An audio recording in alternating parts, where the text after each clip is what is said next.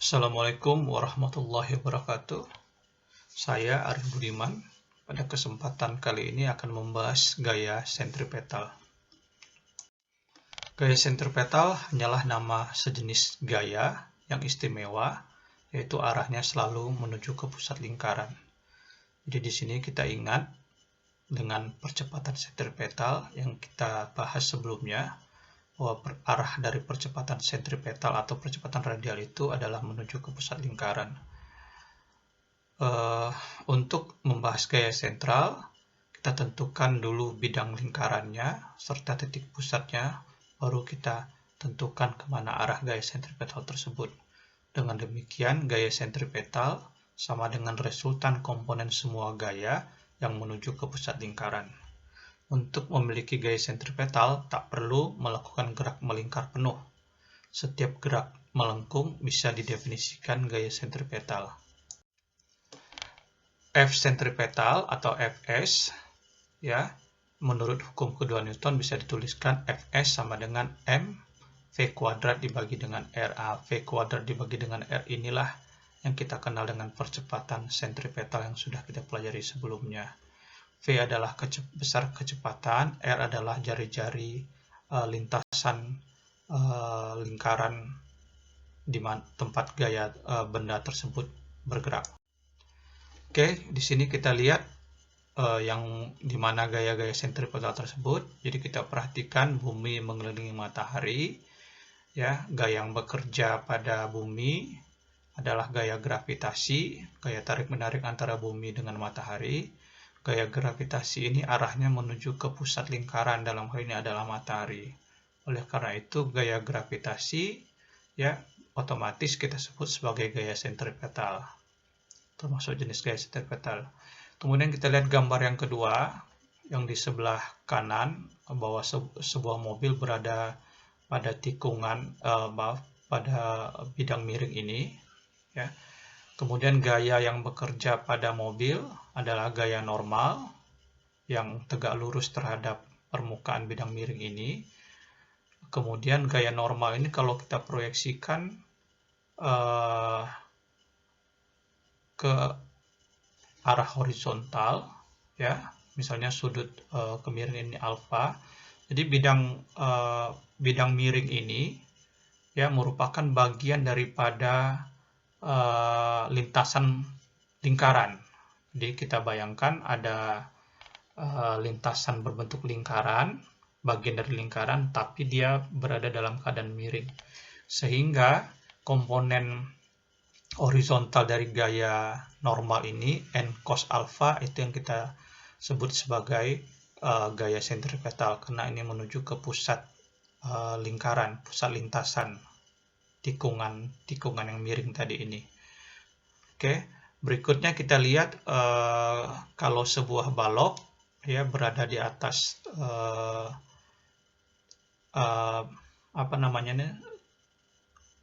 bagian yang miring, bagian yang melengkung ini, ya, tanjakan yang melengkung ini. Kita lihat gaya yang bekerja pada balok adalah gaya normal arah ke atas dan gaya berat arah ke bawah.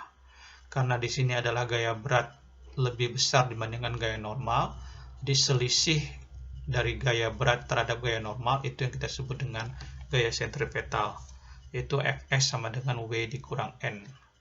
Begitu juga untuk sebuah benda yang berayun, ya, lintasannya pasti merupakan bagian dari lingkaran, ya. Jadi pada benda bola ini ada bekerja gaya berat W dan tegangan tali. Kalau tegangan tali lebih besar dibandingkan dengan W, sehingga T dikurang W itu merupakan gaya sentripetal. Oke, kita lihat soal ini. Sebuah bandul kanonik terdiri dari bola bermassa 80 kg dengan tali panjangnya 10 meter, kemudian sudutnya 5 derajat terhadap vertikal. Perhatikan gambar. Tentukan komponen horizontal dan vertikal gaya yang diberikan kawat pada bola, kemudian percepatan radial bola. Jadi kalau kita gambarkan diagram bebas gaya, ini kita lihat, jadi pada benda tersebut bekerja gaya tegangan tali, ya T, kemudian gaya berat, gaya gravitasi mg. Ya. Kemudian kalau kita proyeksikan ke sumbu X dan sumbu Y, jadi kalau pada ke sumbu Y kita akan dapatkan T cos theta. Di T cos theta itu sama dengan mg, ya karena dia berputar di bidang horizontal, ya tidak ada perubahan dalam vertikal, sehingga T cos theta, T cos 5 derajat sama dengan mg. Jadi kita dapatkan 80 dikalikan dengan 9,8 yaitu mg. Jadi T cos 5 derajat sama dengan 80 kali 9,8. Sehingga nanti T-nya kita bisa hitung, ya 80,0 kali 9,8 dibagi dengan kosinus 5 derajat. Sehingga tegangan tali itu T sama dengan 878 Newton. Kemudian kalau kita lihat proyeksi yang kedua, kalau kita proyeksikan terhadap bidang sumbu X, kita akan dapatkan T sin theta. T sudah kita dapatkan 787 Newton, di sin 5 derajat, jadi yang sepanjang sumbu Y tersebut, nanti kita dapatkan 787 kali sinus 5 derajat, yaitu 68,6 Newton. Jadi kita bisa tuliskan T dalam bentuk vektor, ya sepanjang sumbu X, yaitu 68,6 Newton arahnya I, sedangkan sepanjang sumbu Y adalah 784 Newton arah C. Kemudian kita tahu yang merupakan percepatan atau gaya sentripetal adalah T sin 5 derajat.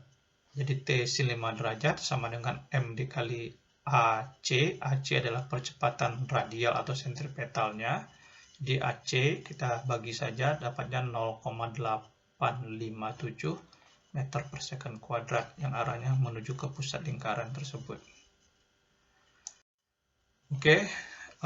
Soal yang kedua berikutnya, sebuah benda bermasa 4 kg dihubungkan dengan sebuah batang dengan 2 tali seperti lihat pada gambar. Jika benda berotasi dengan laju 6,00 meter per sekon, lajunya konstan, tentukan tegangan tali atas dan bawah. Oke, jadi kita akan melihat tegangan tali, apakah tegangan tali kedua benda ini sama, atau kalau tentu saja tidak sama. Kalau tidak sama, mana tegangan tali yang besar, atas atau bawah, ya. Jadi dari soal tadi kita lihat, ya, T-nya, jadi gaya-gaya apa saja yang bekerja pada benda. Ada TA, TA ini adalah tegangan tali bagian atas, sedangkan TB adalah tegangan tali bagian bawah. Kemudian di samping itu ada gaya berat, ya, mg. Ya, dalam hal ini gaya beratnya adalah 4, masanya 4 kali dengan 9,8 dapat 39,2 Newton. Kemudian dari gambar, ya, kita lihat sin theta itu sama dengan 1,5 per 2. Jadi kalau mau dibuat jari sudutnya sama dengan 48,6 derajat. Sedangkan R, ya, jari-jari dari lintasan tersebut kita bisa dapatkan dari rumus ini, 2 kali kosinus 48,6 derajat atau kosinus, ya, dapatnya 1,32 meter. Kemudian kita lihat sigma fx, itulah yang merupakan kecepatan sentripetalnya, ya. Jadi dalam hal ini yang gaya-gaya terhadap sumbu X adalah TA dan TB yang diproyeksikan ke sumbu X. Jadi TA cos 48,6 ditambah dengan TB cos 48,6. Kemudian percepatan gaya sentripetalnya adalah 4, karena kemudian dikalikan 6 kuadrat dibagi dengan jari-jari lintasan tadi yang kita hitung sebelumnya. Jadi dari sini kita sederhanakan sehingga kita dapat TA ditambah dengan TB sama dengan 165. Kemudian kita lihat komponen gaya sepanjang sumbu Y. Jadi sepanjang sumbu Y tidak berubah. Jadi tentu ada TA sin theta ya akan sama dengan TB sin theta ditambah dengan MG. Ya, sehingga di sini kita tuliskan TA sin 48,6 derajat dikurang TB sin 48,6 derajat dikurang 39,2 Newton, ini adalah gaya beratnya, sama dengan 0. Sehingga TA dikurang TB sama dengan 52,3 Newton. Jadi kedua persamaan ini, ya, yang di atas adalah TA tambah TB sama dengan 165, yang di bawah TA dikurang TB sama dengan 52,3 Newton. Jadi kalau kita jumlahkan kedua persamaan ini, kita akan dapatkan tentu TB akan hilang, kita dapatkan TA sama dengan 217/2 Newton atau sama dengan 108 Newton. Sedangkan TB itu kita bisa hitung 165 dikurang TA, jadi 56,2 Newton. Nah, di sini terlihat bahwa tegangan tali di atas ya jauh lebih besar dibandingkan tegangan tali di bawah.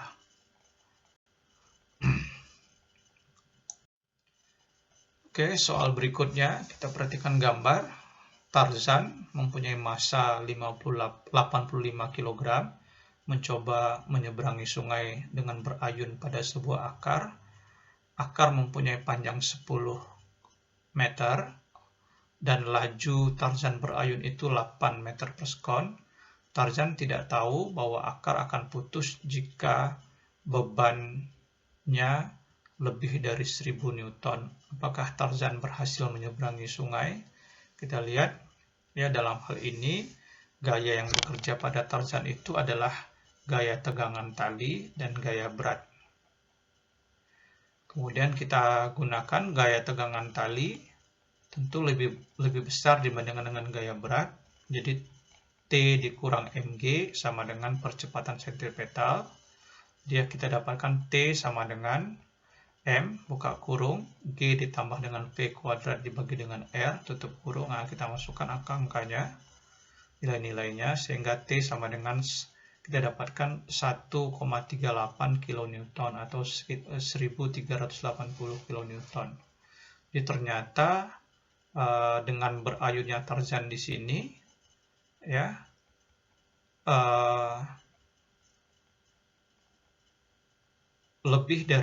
bebannya lebih dari 1000 Newton. Ya, lebih dari 1000 Newton, sedangkan tali itu hanya bisa menahan beban hanya 1000 Newton. Ya, jadi kalau begitu Tarzan tidak bisa sampai ke seberang sungai. Soal berikutnya kita lihat ya, sebuah mobil roller coaster, ya, lihat gambar, mempunyai massa 500 kg saat penumpang penuh. Jika kecepatannya 20 meter per sekon di titik A, ini lintasannya, lengkungannya berdiri 10 meter, berapa gaya yang diberikan lintasan pada mobil pada saat di titik tersebut? Kemudian yang pertanyaan B, berapa laju maksimum mobil di titik B agar mobil tetap pada lintasan? Jadi kita akan hitung gaya-gaya apa saja yang bekerja di titik A, gaya pada mobil yang bekerja di titik A dan titik B. Oke, kita lihat yang pertama, jadi pada saat mobil berada di titik A, gaya yang bekerja adalah gaya normal arah ke atas dan gaya berat arah ke bawah. Sehingga gaya normal dikurang gaya berat itu adalah gaya sentripetalnya.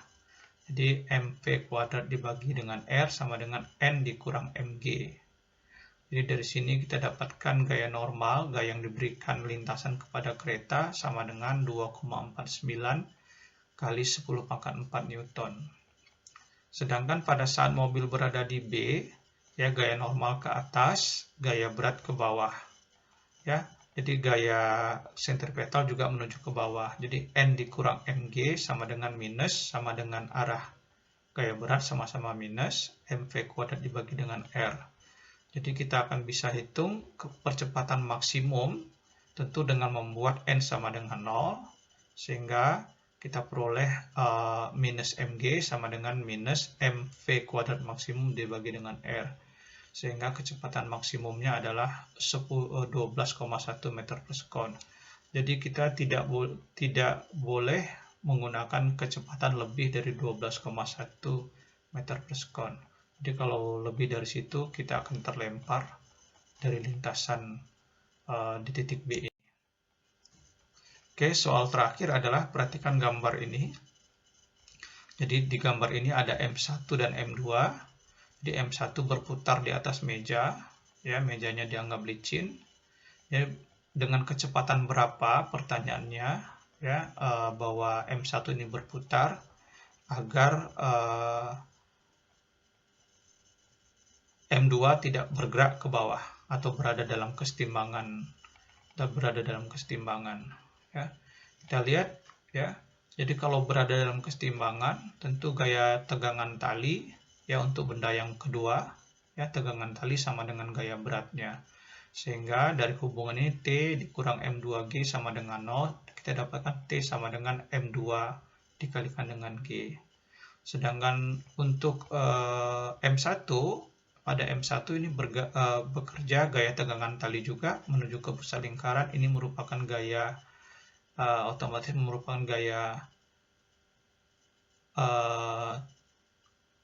sentripetal ya, FC sama dengan T ya, T sama dengan M2G sudah langsung kita dapatkan.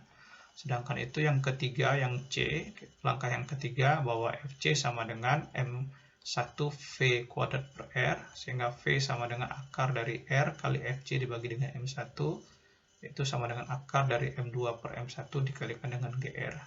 Ini adalah kecepatan ya, agar kecepatan M1 ya berputar di atas meja agar M2 tetap tidak bergerak atau berada dalam kesetimbangan. Oke, ini adalah sumber yang saya pakai dalam membuat PPT ini.